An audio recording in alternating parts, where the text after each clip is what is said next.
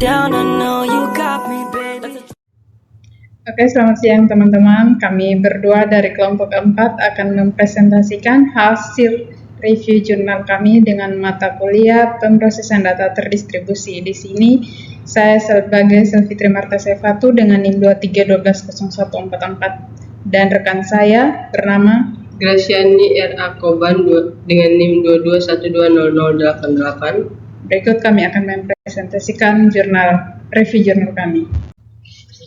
Oke teman-teman, untuk jurnal yang pertama dengan judul Deep Level IoT Data Stream Processing for Monitoring and Control System. Penulisnya adalah Geldenhuys et al. Tahun 2022. Fokus penelitian pada jurnal ini tentang pemrosesan data IoT yang andal. Nah, kontribusi penting arsitektur fault toleran kesalahan.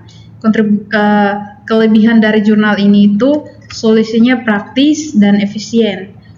Kelemahannya atau kekurangannya dari jurnal ini tidak diuji skala besar dan relevansi dengan PDT karena aplikasinya nyata pemrosesan data terdistribusi. Nah, ringkasan singkat dari jurnal ini adalah membangun arsitektur pemrosesan data IoT berbasis edge cloud dengan toleransi kesalahan tinggi, menghasilkan sistem real time, bertensi rendah yaitu lebih kecil 100 milisecond dan efisiensi energi relevan untuk IoT industri.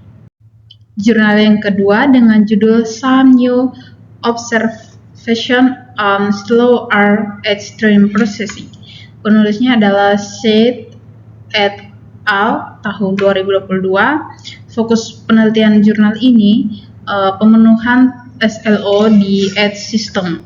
Kontribusi penting dari jurnal ini yaitu analisis empiris slow versus performa. Dan kelebihan dari jurnal ini relevansi untuk data real time dan kelemahannya tidak menyertakan solusi baru di dalam jurnal ini. Relevansi dengan mata kuliah PDT yaitu penting untuk kontrol performa sistem terdistribusi. Nah, ringkasan singkat dari jurnal ini adalah menganalisis pemenuhan service level objektif atau SLO di edge system, memberi pemahaman penting tentang hubungan antara sumber daya dan performa sistem distribusi data. Jurnal 3 dengan judul Model Free Control for Distributed Stream Data Processing. Penulisnya adalah Lee et al. Tahun 2022. Nah, jurnal ini fokus penelitiannya itu tentang kontrol adaptif sistem stream. Kontribusi penting dari jurnal ini RL controller adaptif tanpa model. Nah, kelebihannya adalah adaptif dan efisien.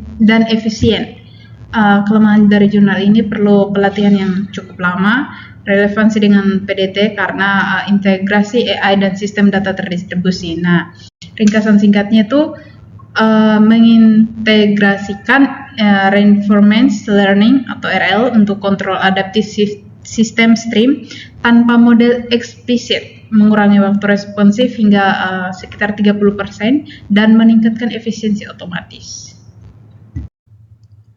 Jurnal yang keempat dengan judul Automatic Performance Tuning for Distributed Data Stream Processing System. Penulisnya adalah Herodotou et al. Tahun 2022. Nah, fokus penelitian jurnal ini adalah otomatisasi tuning performa sistem stream processing berbasis reinforcement learning atau RL. Nah, kontribusi dari jurnal ini yang sangat penting itu mengembangkan sistem auto-tuning berbasis RL atau disebut reinforcement learning yang mengoptimalkan informasi atau konfigurasi sistem secara mandiri. Nah, kelebihannya itu adaptif, efisien, dan mengurangi kesalahan konfigurasi manual. Nah, kelemahan dari jurnal ini adalah kompleksitasnya itu sangat tinggi dalam penerapan algoritma RL dan pemrosesan beban data. Nah, relevansi dengan topik PDT karena mendukung peningkatan efisiensi, akurasi, dan kecepatan sistem pemrosesan data terdistribusi. Nah, ringkasan singkat dari jurnal ini adalah menggunakan RL untuk auto-tuning konfigurasi sistem Flink, meningkatkan performa 25-40% secara otomatis atau solusi penting untuk sistem big data adaptif. Jurnal yang kelima dengan judul Fourier Reflex Partitions and Group of Linear Isometries with Respect to Weighted Offset Metric. Nah, penulisnya adalah Zheng Xu et al. Tahun 2022. Fokus penelitian jurnal ini tentang pengembangan teori parties for reflexive dengan grup isometri linear pada kode berbasis weight offset metric. Kelebihan jurnal ini memberi dasar matematis yang kuat untuk desain sistem komunikasi dan pemrosesan yang tahan kesalahan. Nah, kelemahannya itu kurang empiris dan tidak menampilkan aplikasi praktis, dan relevansi dengan topik PDT karena cukup relevan untuk pemrosesan data terdistribusi, terutama di bidang keandalan transmisi dan pengkodean data. Nah, ringkasan singkat dari jurnal ini, kajiannya tuh matematis yang memperkuat teori pengkodean data untuk sistem komunikasi terdistribusi dan memberi dasar teoritis bagi sistem fault tolerant. Jurnal yang keenam ada A Distributed and Scalable Framework for Low Latency Continuous Trajectory System Stream Processing atau TSTREAM. Penulisnya adalah Sheikh dan Kitagawa tahun 2024. Nah, fokus penelitian yang ada di dalam jurnal ini tentang dia lebih berfokus pada pengembangan sistem stream processing distribusi untuk pemrosesan latensi bergerak secara kontinu dan real time. Tujuannya adalah untuk mengurangi latensi dan meningkatkan efisiensi pemrosesan pada volume data spesial yang sangat besar. Kontribusi penting dalam jurnal ini adalah mengembangkan framework TSTREAM, Apache Flink untuk pemrosesan lintasan real time. Nah, kelebihannya tuh framework stream real time, scalable dan efisien. Kelemahannya adalah sistem ini belum mendukung analisis latensi berbasis segmen. Nah, relevansi dengan topik PDT karena dengan pemrosesan data terdistribusi, TSTREAM menunjukkan bagaimana desain sistem paralel dan terdistribusi dapat digunakan untuk memproses stream data berskala besar dengan efisiensi yang tinggi. Nah, ringkasan singkatnya tuh framework TSTREAM untuk pemrosesan data lintas real time meningkatkan throughput 2 kali dengan indeks spesial terdistribusi, ideal untuk IoT dan analisis spesial besar. Nah, yang jurnal ketujuh dengan judul A Strength Cut Set Upper Bound on the Capacity of the Relay Channel and Applications dengan penulis El Gamal et al. Tahun 2022. Nah, fokus penelitian ini tuh mengembangkan batas kapasitas baru pada sebuah relay channel untuk meningkatkan akurasi estimasi maksimum lanjut transmisi data pada sistem komunikasi terdistribusi. Nah, kontribusi penting yang ada dalam jurnal ini terdapat 2. Yang pertama tuh membuktikan teori melalui kasus Gaussian and binary relay channels. Yang kedua untuk menyelesaikan beberapa masalah terbuka lama dalam teori komunikasi.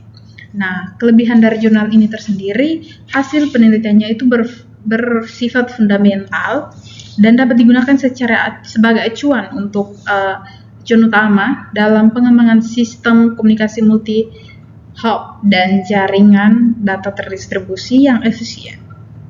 Kelemahannya fokus penelitian ini masih teoritis tanpa uji implementasi pada sistem praktis. Selain itu, pembuktiannya membutuhkan pemahaman tinggi tertentu teori informasi. Nah, relevansi dengan topik PDT karena pemrosesan data terdistribusi terutama dalam konteks komunikasi antar node di jaringan distribusi, batas kapasitasnya itu lebih akurat, membantu mengoptimalkan bandwidth allocation, error correction, dan efisiensi transmisi data pada sistem komunikasi modern. Nah, ringkasan singkatnya itu adalah menyediakan batas kapasitas baru relay channel untuk komunikasi multi-hop, fondasi penting bagi efisiensi dan kendala sistem data terdistribusi.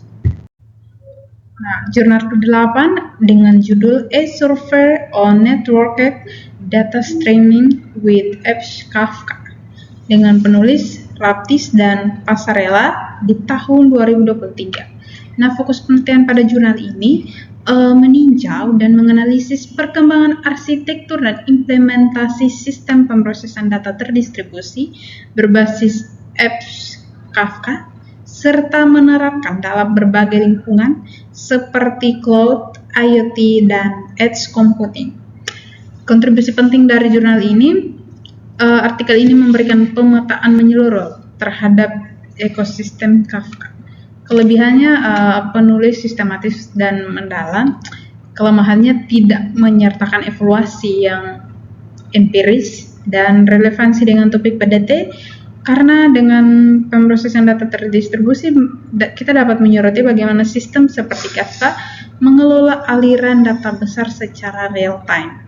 Nah, ringkasan singkatnya, survei komprehensif sistem stream modern dengan fokus Apps Kafka menjelaskan peran Kafka dalam data real-time dan integrasi dengan cloud edge system. Baik, pada jurnal ke-9 yang berjudul Scheduling Continuous Operators for IoT Edge Analytics with Time Constraints, penulisnya Entumba et al. Di tahun 2022.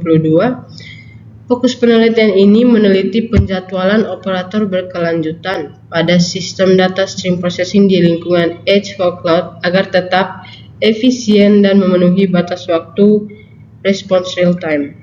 Nah, kontribusi pentingnya yaitu mengusulkan algoritma TSOO untuk menyeimbangkan sumber daya dan bandwidth, lalu memperkenalkan model antrean untuk estimasi waktu respons, dan juga kelebihannya modelnya itu integratif dan adaptif serta efisien terhadap beban dinamis dengan hasil mendekati metode optimal. Kelemahannya sendiri, dia masih berbasis simulasi yang belum diuji nyata dan belum mempertimbangkan energi serta keamanan.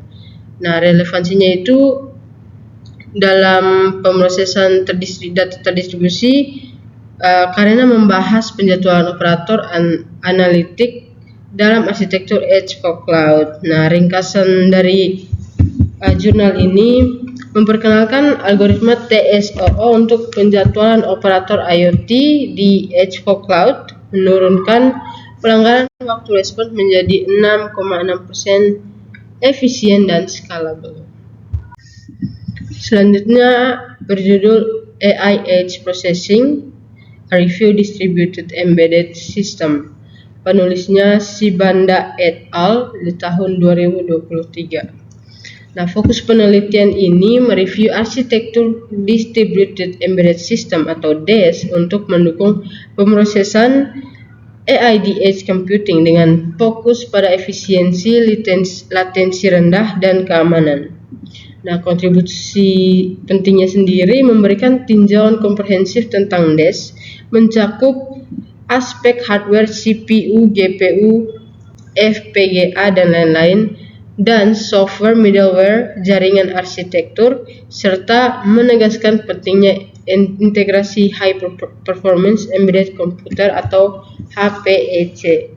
Kelebihannya menyajikan gambaran menyeluruh dengan perbandingan prosesor yang lebih jelas dan relevan bagi pengembangan IoT dan AI terdistribusi. Nah, sayangnya kelemahannya itu bersifat konseptual tanpa implementasi dan analisis performa yang nyata.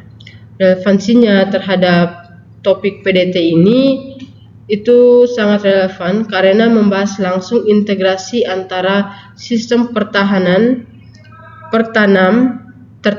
dan komutasi terdistribusi untuk mendukung pemrosesan AI di Edge.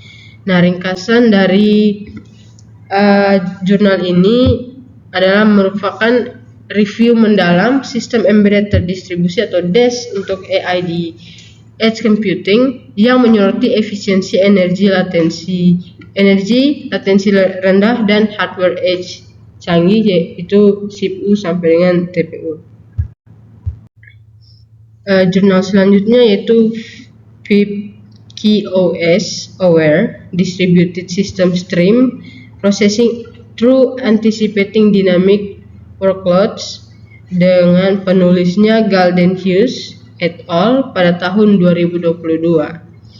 Fokus penelitian ini sendiri berfokus pada pengembangan sistem FIP untuk distributed stream processing yang dapat beradaptasi secara proaktif terhadap perubahan beban kerja. Nah, kontribusi pentingnya, FIP memanfaatkan time series forecasting untuk memprediksi beban kerja, menyesuaikan sumber daya otomatis, dan menjaga QoS. Efisiensi meningkat hingga 41%. Nah, kelebihannya pendekatan proaktif, mendukung exactly once processing, serta kompatibel dengan Apache Flink. Kelemahannya sendiri, butuh waktu pelatihan model dan uji coba masih terbatas pada simulasi. Nah, relevansinya terhadap topik PDT, dia itu real time karena fokus pada auto scaling dan efisiensi sumber daya. Nah, ringkasannya sendiri, mekanisme auto timing proaktif berbasis time series forecasting menurunkan penggunaan sumber daya 25-41% dengan menjaga QoS yang cocok untuk stream dinamis. Nah, next ada JHTD, an efficient joint scheduling framework based on hypergraph. Penulisnya Chao Jing dan Peng Gaudan di tahun 2022. Fokus penelitian ini mengoptimalkan penjadwalan tugas dan transfer data antar pusat dengan data atau pusat dengan pendekatan hypergraph untuk menurunkan waktu eksekusi total atau max span. Nah, kontribusi pentingnya mengusulkan kerangka kerja JHT dengan 2 tahap optimasi, yaitu HPTP dan TALD sampai DHD. Eksperimennya menunjukkan peningkatan efisiensi hingga 20,6%. Selanjutnya kelebihannya, pendekatan matematisnya kuat, efisien untuk cloud berskala besar, dan hasil eksperimennya signifikan. Sedangkan kelemahannya sendiri belum mempertimbangkan privasi dan energi, serta masih berbasis simulasi. Nah, relevansinya ini sangat relevan karena membahas optimasi beban kerja dan transfer data dalam sistem cloud terdistribusi. Sedangkan ringkasan dari jurnal ini pada intinya menggunakan hypergraph untuk optimasi penjadwalan tugas dan transfer data antar data center, dan juga mengurangi waktu eksekusi 20,6% dan meningkatkan load balancing. Nah, jurnal ke-13 ini berjudul Stream Interactive Distributed Coded Computing for Learning Applications. Penulisnya ada Esfahanizadeh et al. Di tahun 2022. Fokus penelitian ini menggabungkan scheduling dan coded computation untuk mempercepat komputasi terdistribusi dalam sistem heterogen. Nah, kontribusi pentingnya apa tuh? Menggunakan model antrian G_1 untuk mengoptimalkan beban kerja iteratif dengan efisiensi tinggi dan penundaan minimal. Kelebihannya sendiri, dia melakukan pendekatan inovatif antara teori coding dan antrian. Hasil simulasinya mendekati performa ideal. Kelemahannya sendiri masih bergantung pada master node dan belum diuji pada sistem nyata. Nah, relevansinya ini tuh sangat relevan karena membahas mekanisme sinkronisasi dan pembagian beban di sistem terdistribusi untuk mengurangi latensi. Nah, ringkasan jurnalnya sendiri pada jurnal ini memadukan coded computing dan load balancing untuk pembelajaran mesin di sistem heterogen, dan juga mengurangi delay hingga 2,5 kali sampai efisien dan adaptif. Baik, selanjutnya pada jurnal ke-14 kita ada Scalable Data Partitioning Techniques for Distributed Data Processing in Cloud Environment. Penulisnya dan tahun ada Ponusami dan Gupta di tahun 2024. Nah, fokus penelitian ini meninjau berbagai teknik partisi data untuk meningkatkan efisiensi dan skalabilitas pemrosesan data terdistribusi di cloud.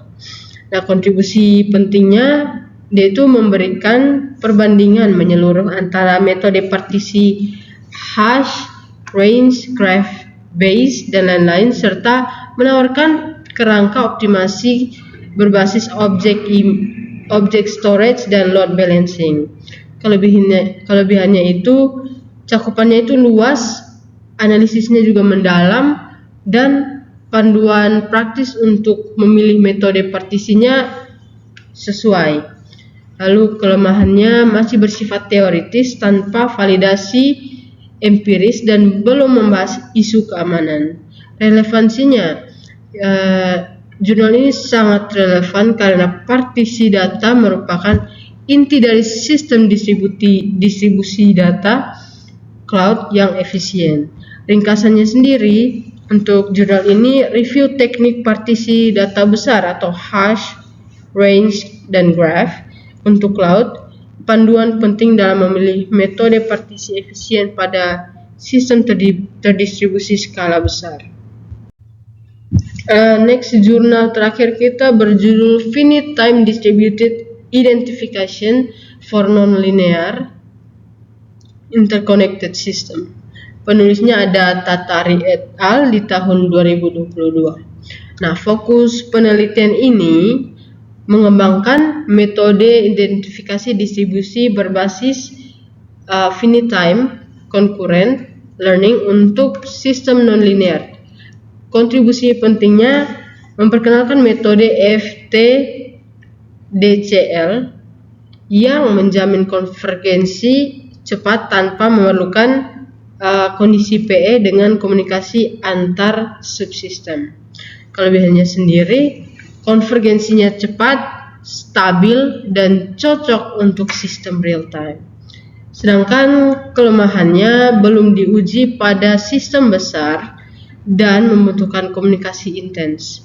Lalu relevansinya terhadap topik PDT ini, yaitu sangat relevan karena memanfaatkan pertukaran data terdistribusi untuk meningkatkan akurasi identifikasi sistem.